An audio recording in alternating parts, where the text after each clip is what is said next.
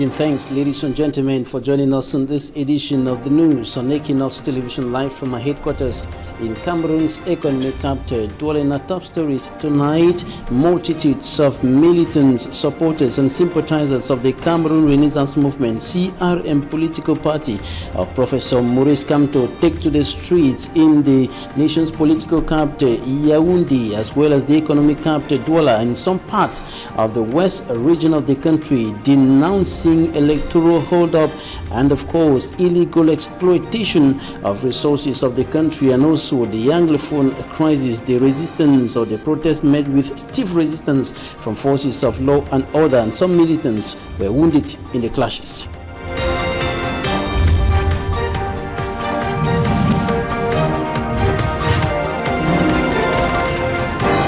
Right, Nadine, we begin with information on the protest move orchestrated by the Cameroon Renaissance Movement (CRM) political party in several towns of the Republic of Cameroon today. The militants took to the streets protesting against electoral hold-up, the crisis in the northwest and southwest regions of the Republic of Cameroon, as well as illegal exploitation of the country's resources. Here in the economic capital, Douala, several militants were wounded in the clashes between the militants, supporters, and sympathizers of the CRM political party and forces of law and order. For me, Armstrong Sander has more. Those images are images of militants who took to the streets, militants of the Cameroon Renaissance Movement (CRM) political party who took to the streets here in the economic capital, Douala, today, protesting against a series of issues that are affecting national life, notably starting with elections that are marked by several irregularities and, of course, violence highlighted even by members of the civil society. And all these are described by the Cameroon Renaissance Movement as electoral hold-up in this country. And they took to the streets today to protest ahead of upcoming municipal, legislative, and regional elections. And we have there a picture of one of the militants of the CRM, Barrister Michel Ndoki, who received who was injured on the leg, on one of her legs, by a bullet, according to militants of the CRM political party. Celestin Germain was equally injured during the protest move here in the economic capital, Douala. The protesters met with stiff resistance from security and, of course, forces of law and order in different parts of the city, notably in Lokpom. And that is how the strike action or protest move of the CRM political party unfolded here in the economic capital. In the nation's political capital, Yaoundé, militants converged on the central town and sat on the pedestrian path. The protest move started on a peaceful note, but later turned sour when the forces of law and order began to use the water cannon to spray water on the protesters, and then tear gas came into play, creating panic and, of course, commotion at the central town in the nation's political capital, Yaoundé, causing the militants to begin to run away, as we can see in those images, where they were being pursued by forces of law and order. And that is how the forces of law and order used tear gas, the water cannon, and, of course, other weapons of repression to disperse the multitudes of protesters who took to the streets in Yaoundé. The protesters equally took to the streets in some parts of the west region of Cameroon, notably in the regional capital Bafoussam, in neighboring Banjul in the Kunki division, as well as in Chang in the Menua division of the country. And they went protesting against a civil war in Cameroon, notably referring to the socio-political and security tensions hitting the northwest and southwest regions of the country. They were equally protesting against electoral hold-up, as well as the illegal and greedy exploitation of Cameroon's resources by a clique of individuals, and of course some of them were arrested. Over tens of them were arrested in Chang, in Bafoussam, as well as in the Banjul during that protest move orchestrated by militants, supporters and sympathizers of the CRM political party in the west region of the country. The security forces were deployed in their numbers in Yaoundé, in Douala, as well as in Chang, in Bafoussam and in Banjul to crush the protest move by Professor Maurice Kamto's political party. Now we take a look at the situation of the hundreds of thousands of persons who have been displaced by the Anglophone crisis. Many of them are living in precarious conditions in several parts of the country, and it is for this reason that some of them were gathered here in the economic capital Douala today to be empowered so that they can be able to put food on their table. Details in this report. I don't even get nothing. I already want clothes. I don't be for nothing. So even something a day for chop. We not even get place for sleep. We not even get thing for eat. Life has become a bitter pill, just too difficult to swallow for hundreds of thousands of English-speaking Cameroonians who have been forced out of their homes by the Anglophone crisis. They were shooting all over the whole place. So I decided to take my children for the cause of the shootings, because I thought that when the people come, maybe we are hiding under the beds or inside the bush, and the children will make noise, and then the people will come and kill all of us. The strike was going on there. Then I resisted, and I found out that if I continue, I will lose my life. That's why I came out after my children had gone. Due to the happenings in our country now, to the chaos that is happening back there in Bamenda, I'm not even working again. I'm just home. Because in a week, you can go to work just for about 1 or 2 days. Remaining days, you're home, locked up. Many of them living in different parts of the country see they are not living, but barely surviving. The life was so difficult. At one time, I even decided that we should go back with my children. They decided, okay, if I'm going back, they will not go. And this is why they came from different parts of the country to converge on Douala to receive economic empowerment for survival in this workshop organized by the National Literacy Program and Vocational Training Destiny Empowerment Center. The economic situation in which most of them they found themselves in, living here in Douala, it is so deplorable. And so the only thing was to call them, invite them for a workshop like this. We train them that they can produce some basic commodities that they can sell and use them for household, and it will help them economically. We have produced more than 30 different products. We have learned how to produce glycerin, how to produce carrot soup, carrot lotion. We made soap, coconut oil, we made chocolate. They taught us how to produce insecticides, milk, whiskey, savon, even groundnut oil, Glycerin, body lotion, hand cream. I mean natural things that cannot harm anybody. All the things that we have learned are natural. The internally displaced persons and other participants went home determined more than ever before to start up small business ventures with little or nothing, and aid from men and women of goodwill and government. Level of unemployment. Flames have consumed a bakery in the Bolowa South region of the Republic of Cameroon.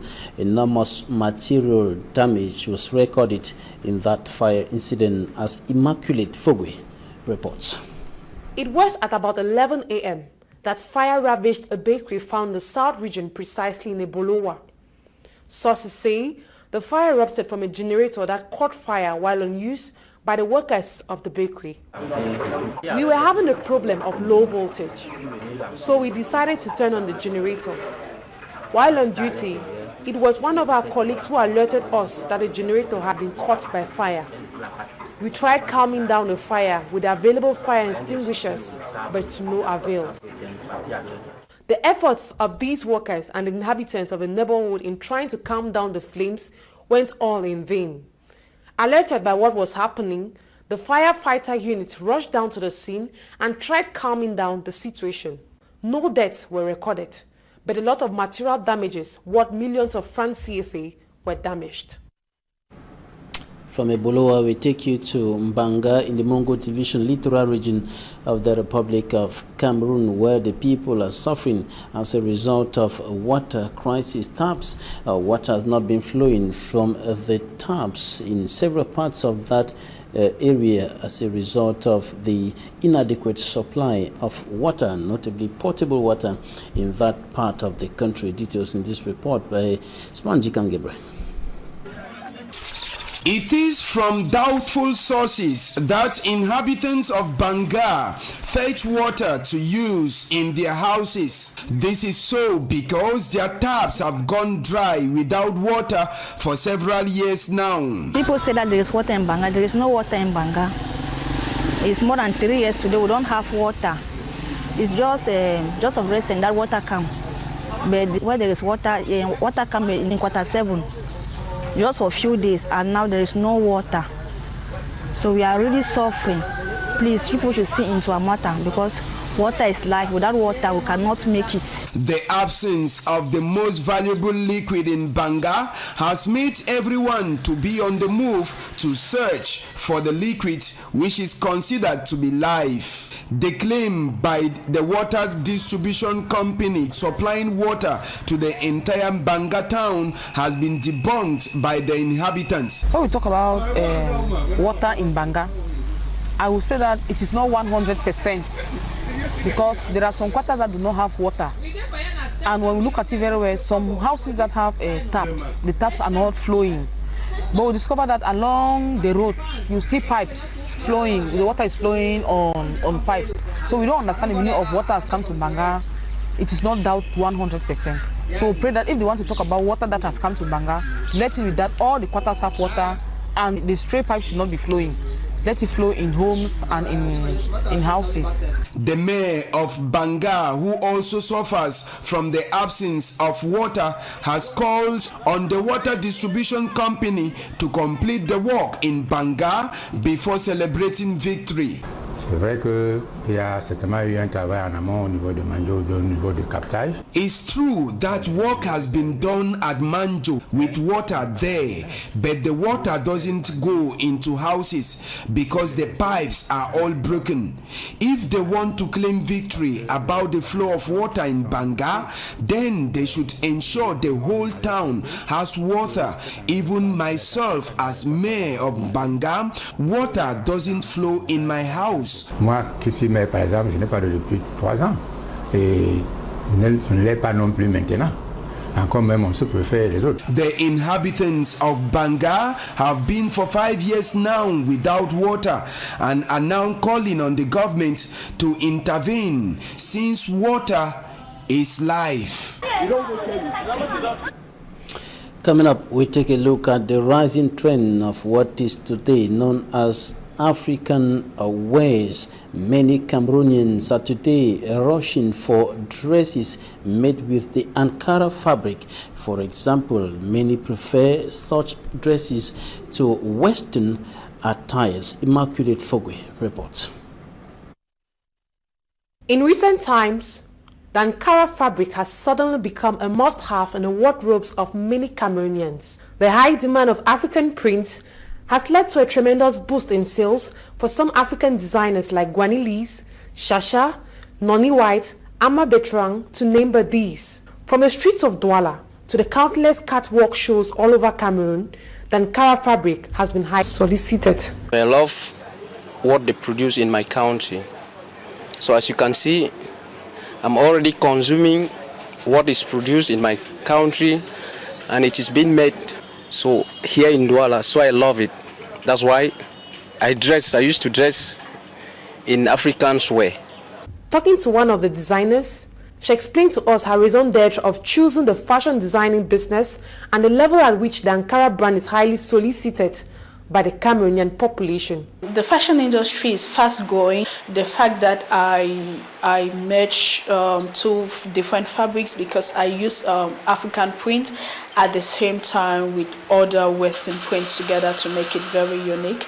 And I've started a new thing again. I now use clothing as part of my painting too because I love painting. So she further explains that lack of adequate finance and the altitudes of some customers are the biggest challenge faced in the fashion industry in Cameroon. The greatest challenge we have is finance, and the next we say we have the people to be able to accept to consume our goods. It's not easy for people to know the difference between a designer or a designer good and a tailor. Lovers of Ankara are of the opinion that the Ankara fabric has come to stay and will definitely always be en vogue. And Equinoxe Television grabs a series of prizes for excellent work. Your #1 television grabbed the prizes of Best TV News Presenters in the male category. Editor-in-Chief Cedric Nufeli in the female category. Deputy Editor-in-Chief Mimi Mefo grabbed those prizes, and Equinoxe Television equally got the prize or the award of Best Morning Show presented by Gladys Siji, that is Cadence Matinal, as well as the Best Debate Program presented by the Director of Programs Serge Alain Otu, as well as the Best Television Award was handed over to Equinoxe Television. These and many more awards were received by Equinoxe Television during a ceremony here in the economic capital, Douala, today. And this is where we end this edition of the news on Equinoxe Television. Thanks, ladies and gentlemen, for staying with us. Good night. Good night, Nadir. Good night, Babila Jonathan. Fin de ce journal. Mesdames et messieurs, merci pour votre aimable attention.